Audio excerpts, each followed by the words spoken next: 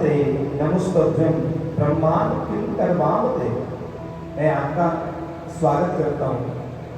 स्वागतम ते नमस्तभ्यं ब्रह्मांड किं कर्मावते। मैं आपका स्वागत करता हूँ।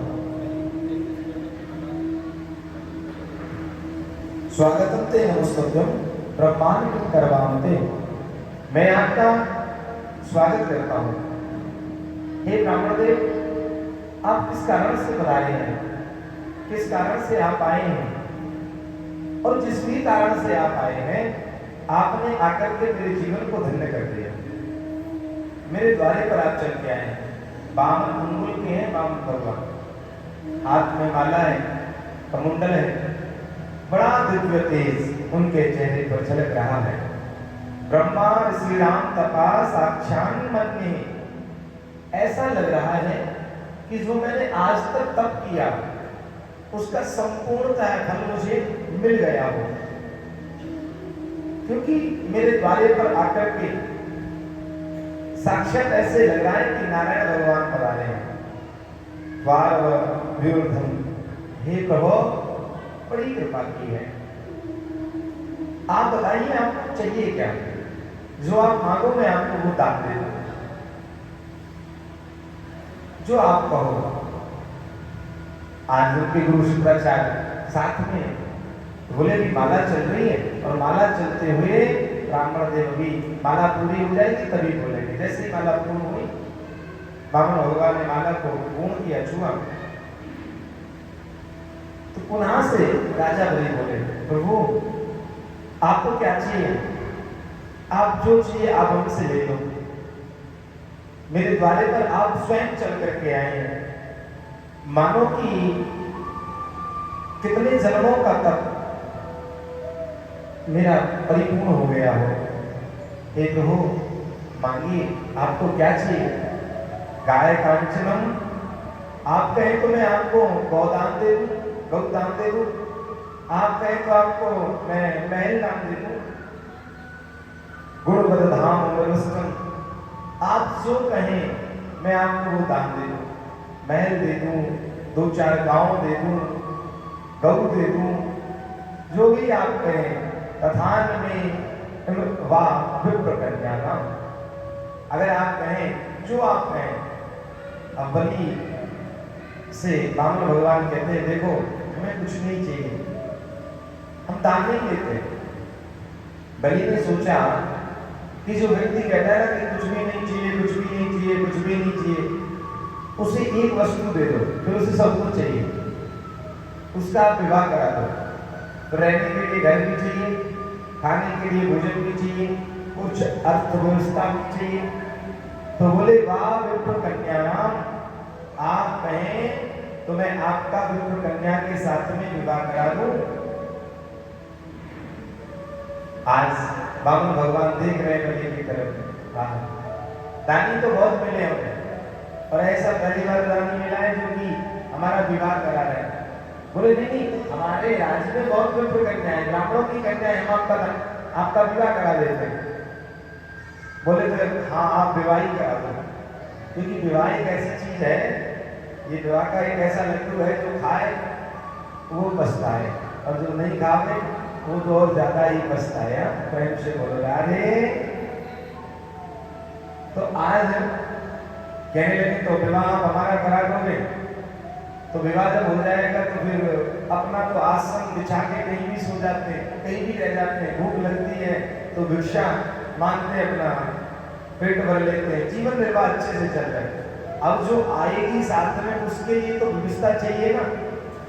तो बोले, महाराज मैं कह तो रहा हूं, पहले ही कहा था, आप महल दान दे दूंगा, गांव दान दे दूंगा। बोले अच्छा। बोले उसके लिए भोजन की व्यवस्था। बोले महाराज मैंने तो पहले ही कहा, आपके नाम से अनवृत भंडारे चलवा दूंगा, कभी टूटेंगे नहीं, लोग भी खाएं और आप भी खाओ। बोले अच्छा। बोले देखो बलि, ये तो पता नहीं कि 2 बाल गोपाल हो या 4 बाल गोपाल हो। अगर 2-4 बाल गोपाल हो गए, उनके शिक्षा की व्यवस्था। बोले हमारा जो हिरण्यकश्यप महाविद्यालय है, उसमें निःशुल्क विद्या को ग्रहण करेंगे। बोले अच्छा बलि, ये बताओ, अगर 2-4 बाल गोपाल में से कोई एकाध चल बसा तो रोएगा कौन? बोले महाराज आप ब्राह्मण देव, आपसे मैं झूठ नहीं बोल सकता, जिसका मरता है रोता तो वही है। बोले और जो सब लोग आते हैं ये क्या करते हैं? बोले ये सब संतुना देने के लिए आते हैं। नहीं, जिसका मरता है रोता तो हृदय से वही है। तो आज क्योंकि देखना प्यारे, वहां पे भी आपने देखा होगा लोगों को बड़ी जल्दी होती है, कौन रहता है बस बस मिट्टी को मिट्टी हो जाने दो, ऐसे कहते हैं मिट्टी हो जाए तो मैं आ रहा हूं, जल्दी आ रहा हूं। एक मिट्टी कह रही है कि दूसरी मिट्टी वो मिट्टी में मिल जाने दो, तुम भी तो मिट्टी हो। वहां पे भी लोगों को बड़ी जल्दी रहती है। और प्यारे अगर वो हृदय से रोते हैं तो 2-4-10 मिनट आपके पास रो करके बाहर निकल के वो हंसते भी हैं, खाते भी हैं, पीते भी हैं, आनंद से रहते हैं। वहां भी लोगों को बड़ी जल्दी रहती है, कोई किसी का नहीं है प्यारे। कहते हैं, शास्त्र कहता है, संत जन लिखते हैं कि ये 4 दिनों के रिश्ते हैं भाई, 4 दिनों के नाते हैं, 4 दिन के रिश्ते हैं। ये 4 दिन कौन से हैं? शास्त्रेण अनुसारः चतुर्थ जीवने। 4 दिन का ये जीवन है शास्त्र के अनुसार। पहला जीवन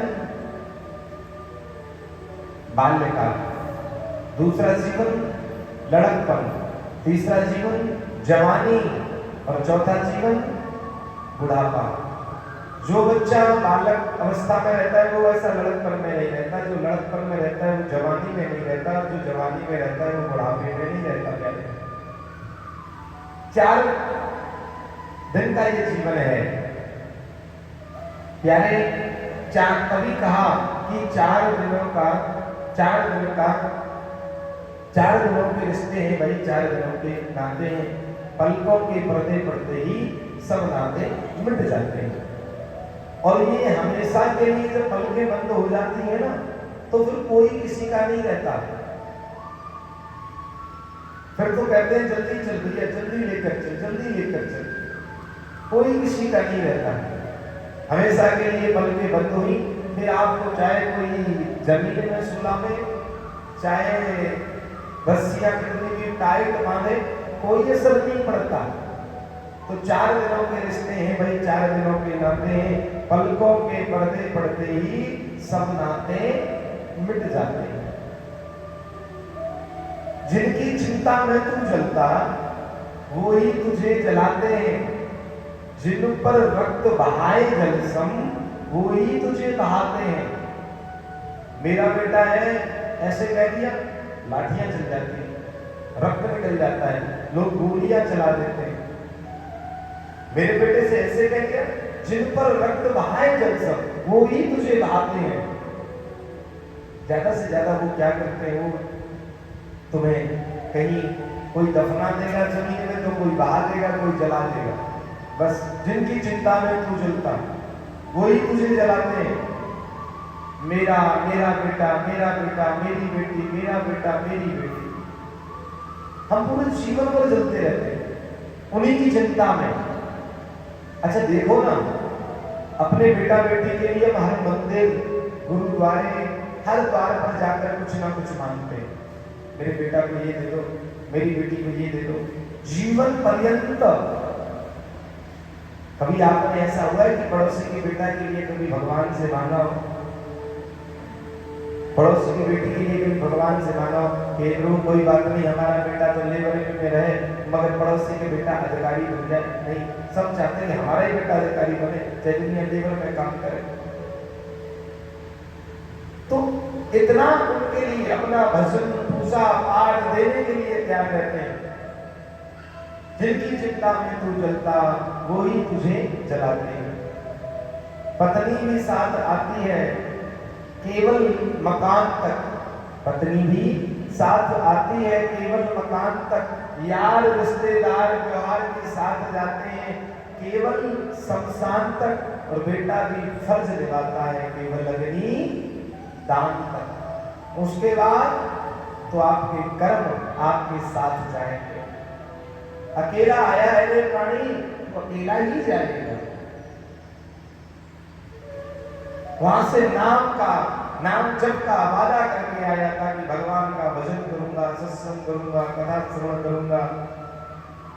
अब जो तूने अच्छे कर्म किए हैं, जो तूने सदकर्म किए हैं, वही तुम्हारे साथ में जाएंगे और सब यही रह जाएगा। जो भी आपने जोड़ा है, बटोरा है, सोना है, चांदी है, हीरा है, मोती है, घर है, बंगला है, सब यही रह जाएगा। प्यारे, जिनके लिए तुम बड़े मरते हो ना, जब वो चले जाते हैं तो पंडित जी के पास जाते हैं, पंडित जी फलाने व्यक्ति नहीं रहे, हमारे घर का शुद्धिकरण कर दो। मृतक के जाने के बाद प्यारे पंडित जी को बुला के लाते, पंडित जी घर चलिए। और पंडित जी को बुलाकर क्या करते हैं, गरुड़ पुराण इत्यादि पुराण कराते हैं। प्यारे पंडित जी को घर में बुलाकर घर की शुद्धि कराते हैं, घर की शुद्धि कराते हैं, कहते हैं घर अशुद्ध हो गया। देखो ना कितना मतलब संसार है। जब तक आप थे कहाँ हो, जल्दी चले आओ, आपके बिगड़ मन नहीं लगता। ये घर खाने को दौड़ता है, यहाँ से ही बताने तुम्हारे बिगड़ मन नहीं लगता। और जब व्यक्ति हमेशा के लिए चला जाता है तो पूजा पाठ कराते हैं, घर अशुद्ध हो गया, सूतक लग गई, ये हो गया, वो हो गया। सोचिए पहले पंडित जी को घर बुलाकर घर की शुद्धि कराते हैं, पिंड दान कर प्रेत आत्मा का, और अपना पिंड छुड़ाते हैं। मृतक के लौट आने का कोई जोखिम नहीं उठाते हैं। 4 दिनों के इसलिए है भाई, 4 दिनों के नाते क्यों पिंडदान इत्यादि कराते हैं भाई? इतना ही अगर प्रेम है तो प्रकट हो जाए, क्या बात है, प्रकट हो जाए, उसका घर है, प्रकट हो जाने दो। नहीं, फिर तो उससे डर लगता है। अगर वो मरने के बाद तुम्हें सपने में दिख जाए ना, अरे क्या रह गया तेरा, हमें भी साथ में ले जाके मानेगा क्या है? तेरा भंडारा कर दिया और तेल भी कर दी अच्छे से, अब तेरा क्या रह गया, फिर भी सपने में दिखे। तो पंडित जी के पास